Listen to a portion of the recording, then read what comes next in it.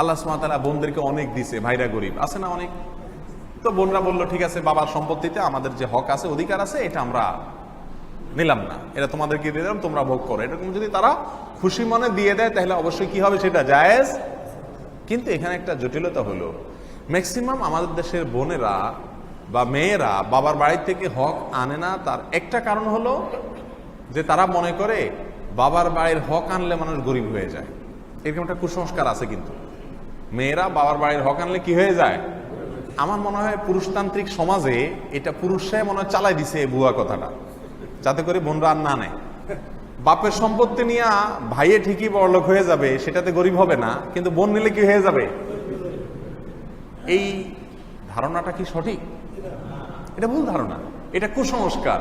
ছেলেরা বড়লোক হয়, গরিব হয় কে? মেয়েরা। আল্লাহ কি মেয়েদের প্রতি আলাদা কোনো নিয়ম রাখছে নাকি? ভুল কথা। এরপরে আসেন দ্বিতীয় ধারণা হলো যে অনেক বোনেরা ভাইদের কাছ থেকে বা বাবার বাড়ির কাছ থেকে সম্পত্তি নেয় না, সম্পদের হক নেয় না, কারণ তারা মনে করে এই হক নিয়ে নিলে আর ভাইদের কাছে গিয়ে দাঁড়াবার অধিকার আমাদের থাকবে না। এরকম অনেক মেয়েরা মনে করে।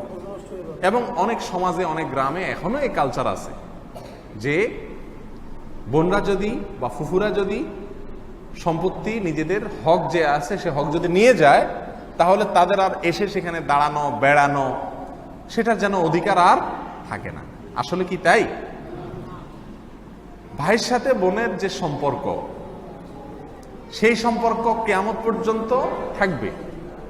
হক নিলেও থাকবে, না নিলেও।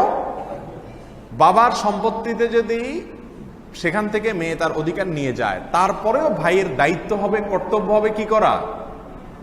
বোনের দেখাশোনা করা, খোঁজখবর নেওয়া। ঠিক না বে ঠিক? যদি বোন তার হক নিয়ে যায় তাহলে আর খোঁজখবর নিবে না। তার মানে কি ভাই যে বোনের আপ্যায়ন করে, বেড়াইতে আসলে একটু খাওয়ায় দাওয়া, এটা কি রেস্টুরেন্ট? রেস্টুরেন্ট মানে ভাড়া দিয়া রেস্ট করে এরকম? যদি বাবার বাড়ি থেকে সম্পত্তি আনলে আর ভাইয়ে দেখবে না এরকম হয়, তাহলে এই ভাইয়ের এই দেখাটা কি হয়ে গেল? রেস্টুরেন্ট হয়ে গেল না? যে আমার সম্পত্তি আছে তোমার কাছে, তার বিনিময়ে তুমি আমার একটু আপ্যায়ন করিও, গেলে খাওয়াইও, ব্যাপারটা সেরকম হয়ে গেল না? অতএব এটা ভুল ধারণা। মনে রাখতে হবে, কোনো বোন যদি তার হক নিতে না চায়, ভাই হিসাবে আপনার কর্তব্য হলো এটা নিশ্চিত করা যে সে ওই কুসংস্কারের কারণে অথবা আমি তার খোঁজ খবর নেব না এই কারণে সে আবার না করছে কিনা। এই জন্য তাকে এনশিওর করতে হবে যে বোন মনে রাখবা, তোমার হক তুমি নিয়ে যাও। ভাই হিসাবে তোমার প্রতি আমার যে ভালোবাসা, আমাদের একে অন্যের বাসায় আসা যাওয়া, বেড়াবেড়ি, এটা তো কি মৃত্যু পর্যন্ত থাকবে, এবং এটা তো আমাদের করতেই হবে। আত্মীয়তার সম্পর্ক রক্ষা করা ফরজ। তুমি হক নিলেও করতে হবে, না নিলেও করতে হবে, খবরদার সে কারণে হক তুমি রেখে যেও না। বোনকে পিড়াপিড়ি করতে হবে দেওয়ার জন্য, কারণ আমাদের সমাজের নেওয়ার কালচার নাই। কেউ নিলে এটাকে সমাজ ভালোভাবে অনেক সময় দেখে না। সেই জন্য জোর করে আপনার দায়িত্ব আপনার বোনকে দিয়ে দেওয়া। তারপরেও যদি বোন বলে না ভাই আমার অনেক আছে আলহামদুলিল্লাহ, এগুলোর দরকার নাই, তোমরা কম আছে তোমরা নাও, তাহলে আপনার জন্য কি হবে? সেটা ভোগ করা জায়েজ হবে। আপনি আগে থেকেই চান্সে আছেন, বোন থেকে মাপ চাবেন যে বোন দায় দাবি রাখিও না, এরপরে বোন একটু বললে আপনি এবার খুশিতে বলেন আলহামদুলিল্লাহ, এটা উচিত হবে না। আল্লাহ তো আমাদের বুঝার তৌফিক দান করুন।